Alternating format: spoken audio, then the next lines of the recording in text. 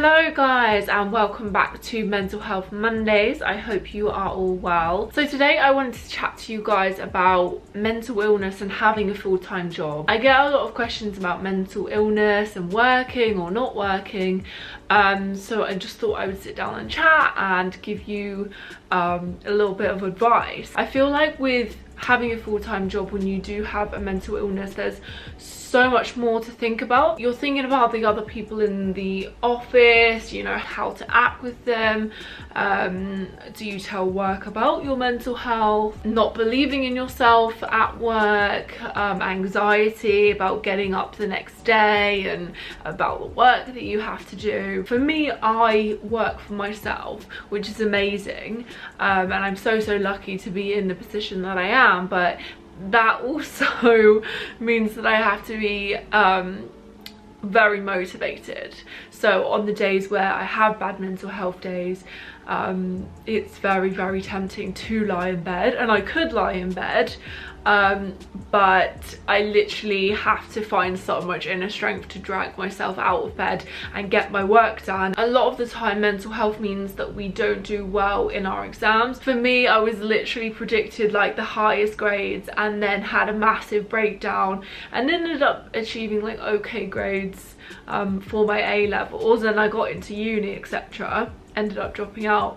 But I know a lot of people whose mental health has really affected their grades and their school, etc. And this then has a knock-on effect when it comes to going to uni and getting a job, etc. Mental health can be so overpowering, and you can be the cleverest person in the world, but it just, I mean, when you are in the midst of a mental illness, exam grades and getting a job, etc. are not, you know, the top of your priorities. When I was suicidal, I was like, well, I'm not going to be alive, so what's even the point in going to college, you know? And that kind of leaves you with low self-confidence, and you tend to doubt yourself a lot of the time. Some people can't even work because of their mental health, and that doesn't mean that you're weak. But equally, if you are working and you are still really low, that doesn't mean that you're not unwell. If it is the case where you can't work because of your mental health, it is so important to keep yourself occupied during this period, because I feel like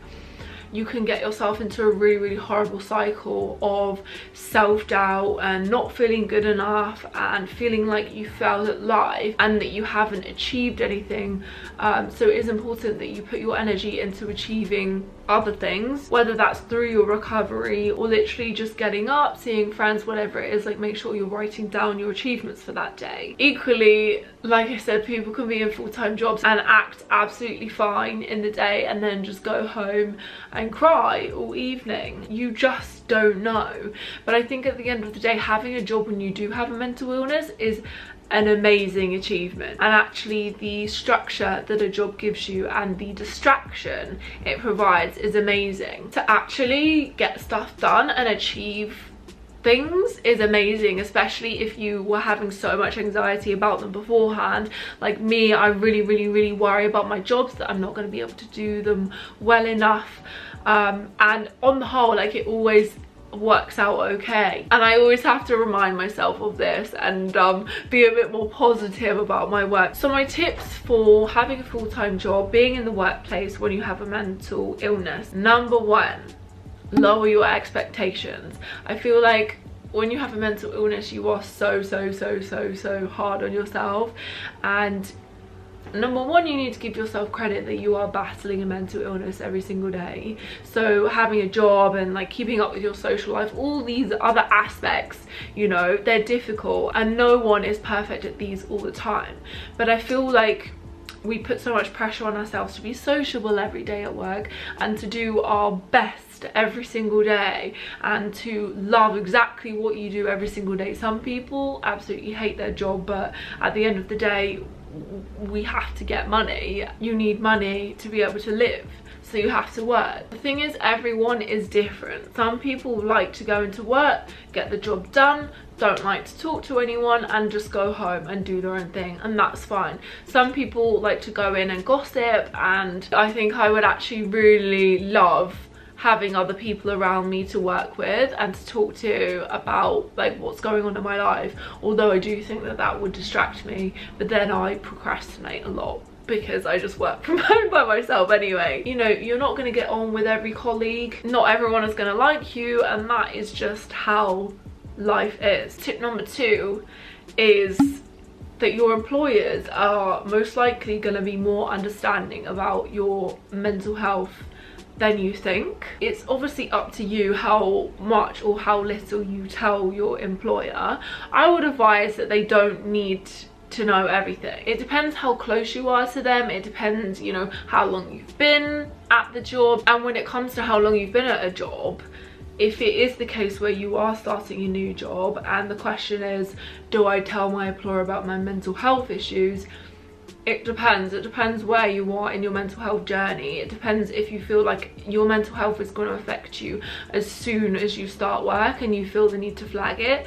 But if not, until you're actually really suffering and it comes to the point where you're going to need to take time off work for your mental health, then I personally wouldn't mention it. But you might feel like you just want to bring it up in conversation at the beginning so they know. I feel like nowadays awareness of mental health in the workplace has increased because work can be a stressful environment anyway, never mind all the other stuff that we have to deal with. If you do have a job where working from home is an option, if it is a day where you're feeling particularly overwhelmed and you feel like you just can't go in, then asking your employer if you can work from home because you're not feeling up to it is not an issue. Like, as long as you get the work done to the time frame that they want you to do so, it's fine. If work is too much for you, you might want to speak to your boss and just say, look, I've got some personal stuff going on right now. Can we work out a way for me to, you know, have my deadlines extended